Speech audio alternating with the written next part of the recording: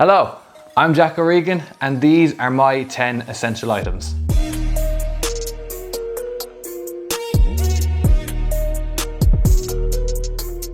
I've seen this done a lot by GQ. They bring in a load of celebrities and then get them to talk about their favorite items that they carry around on a day-to-day basis. And I always thought that I want to do something like this. I love watching those types of videos, so I just thought, you know what? I'm just gonna do my own. This may bore some of you, but I also thought it was a good idea to, have a good sit down and talk video. I haven't done this type of video before, so I just thought, you know what? May as well try it.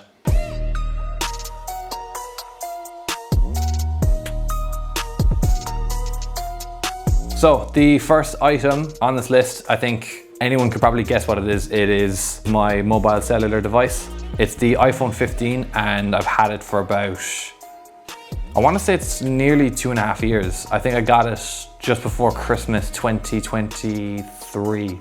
So it's been with me for a while, but honestly, it can probably last me another 2 or 3 years. I've always had iPhones. I don't think I remember a time where I didn't use some form of the Apple ecosystem. My family's always had iPads, iPhones. There are also a couple of iPod touches here and there. So we've always had them. And I think if I was to switch to anything else, I would just be lost, to be quite honest. Like there's no going back once you've been with Apple for a number of years. I think my first ever phone was my dad's iPhone 4. Then I went to my dad's iPhone 5 when he upgraded.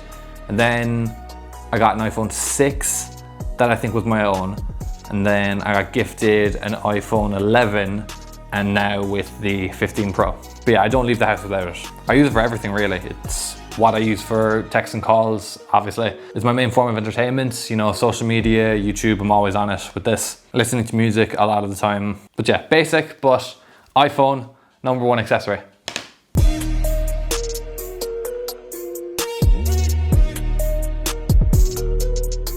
Another piece of tech I most definitely can't live without is my MacBook. There is no way I'd be able to do YouTube or college or filmmaking, photography, editing, anything without this. I got it in late 2023. It's an Apple M3 Max. It's about 1 terabyte of storage and 36 gigabyte of memory. I did want to get a higher storage, but I felt like at the time, from what I was used to, I definitely needed at least 1 terabyte. I've got extended storage, so it doesn't really matter now, but I always wanted to make sure that I have loads and loads of storage available. So the worry in the back of my mind that I will eventually run out of storage isn't a major issue. And with this, it isn't, thankfully. During college days, it is slightly more of an issue, but nothing that isn't manageable. As soon as I do a YouTube video, I put all of that storage and all of that excess footage onto my external hard drive, and then it frees up so much space. So when I finish a video, it goes on external storage and off to the next one. But yeah, Premiere Pro, Photoshop, Illustrator to some extent, After Effects, all on this. I'm always editing on it. But yeah, big essential for me. And it just looks better in black as well. Apple products just look so much better in black.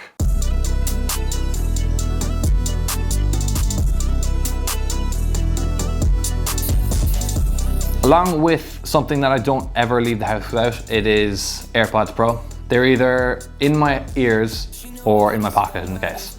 Like, they're nowhere else. I always have my phone in one pocket and then my AirPods in the other. And similar to the phone, I'm using it all the time, social media, and if I'm ever doom scrolling, I always have them in. Listening to music as well, I listen to so much music, even though my Spotify Wrapped doesn't say so. I don't ever use the kind of bigger, bulkier headphones.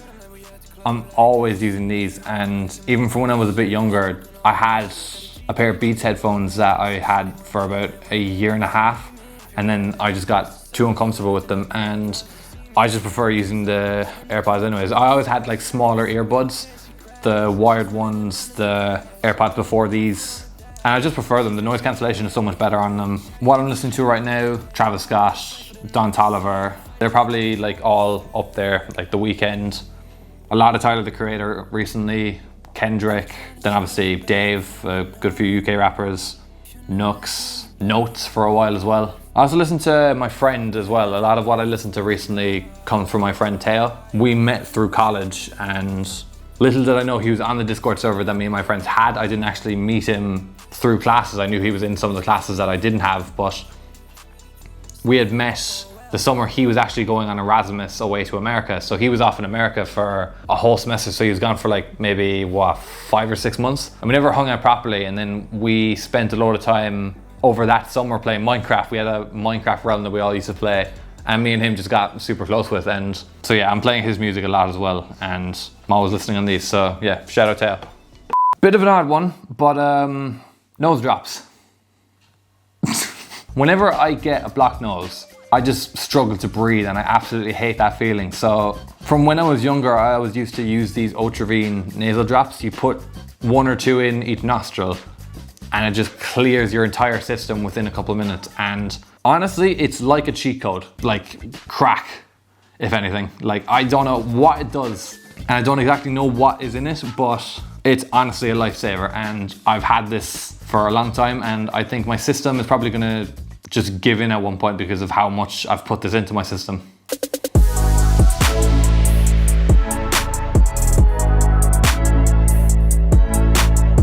Growing up with games being a massive part of my life, it is obvious that it was going to be a gaming controller on this list.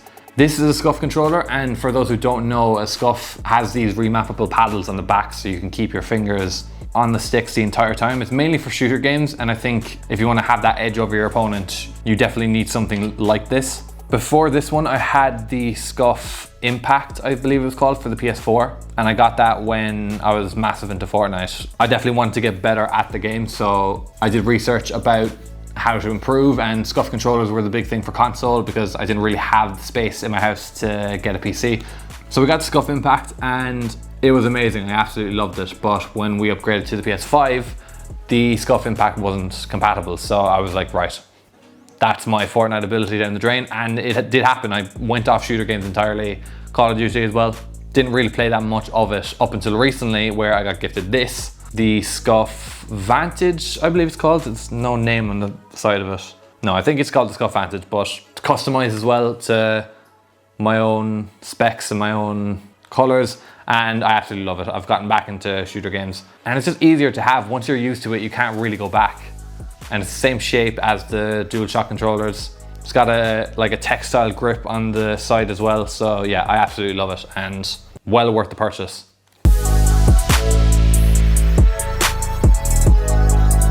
Items of clothing would be too broad to put as one thing, so I've just kind of broken it down to specifically a West Ham jersey. I think it's pretty obvious if you've been watching me for a while that I am a massive West Ham fan. I think I've talked about the story before, but how I got into football and West Ham in particular was during lockdown. I think it was during September or October time. My 2 younger brothers who are massive into football were saying to me one time that, oh, you should support a Premier League team. And I was kind of thinking, will I, won't I? And I couldn't really be bothered, but I was like, right, I may as well try. And I don't know how or why, but West Ham were thrown into conversation and I've just never looked back, really.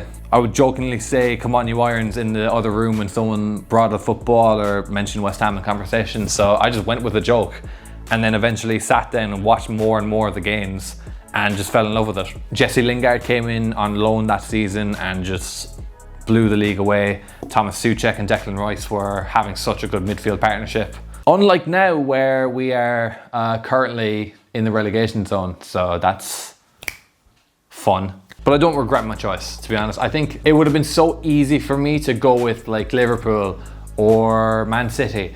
I didn't want to do that. I was saying to myself, I don't want to go with a big team. I didn't want to go with the same teams my brothers supported. So I think a couple of actions were thrown at me, but West Ham were my team. My kids will be raised in claret and blue. No Arsenal, no Chelsea, and definitely no Tottenham. West Ham or nothing.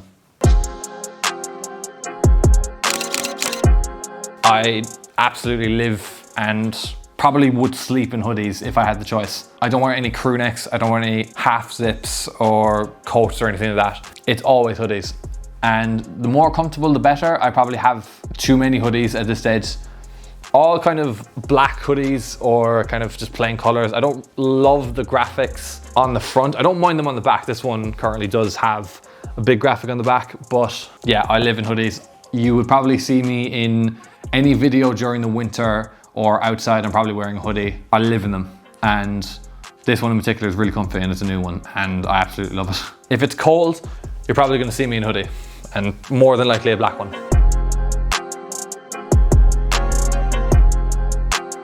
Something I'm also always carrying around, whether that be at the gym or going to college. I've had this one in particular now for about, I wanna say 5 or 6 years. I don't love switching things up. If ever I'm carrying around something different, it kind of feels weird because I'm always keeping an eye out for this specific bottle, and it's a bit scratched to say the least. Yeah, it's always been in my bag if ever I'm going somewhere. Thankfully, I've always been good with water as well. I always drink about 2 or 3 of these a day. Sometimes less. I know I probably should be drinking more. I've always been good with water, trying to stay healthy. This is like fuel to me. I could possibly inhale this entire box if I was hungry enough. I'm not going to on this video. This isn't what this video is, but I've always loved Jaffas from when I was younger. I never used to have like loads of different types of chocolates or biscuits. It was always just these. And I feel like if ever we're out and we go for snacks or anything like that, I always just look for these. Like, it's not a thing of switching it up. I like what I like. And these I could probably just devour right now if I wanted to. I'm not going to, because I'm also trying to look after myself.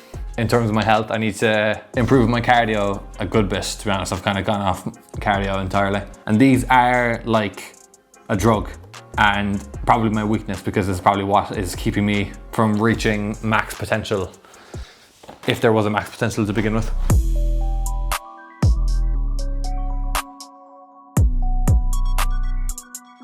And my last essential is what I'm using to record this video, a camera. I'm currently using the Canon M3 Mark II. I've had it for a good few years now, and it was my first proper camera that I used for recording videos and to some degree taking photos, but I don't often use it for taking photos. Whenever I'm doing photography just as a side thing, or if ever I see a nice shot and want to take a photo, I always just use my phone. This camera isn't specifically for taking photos. It was recommended more as a vlogging camera, but it's just what I've been using for YouTube for a good few years now.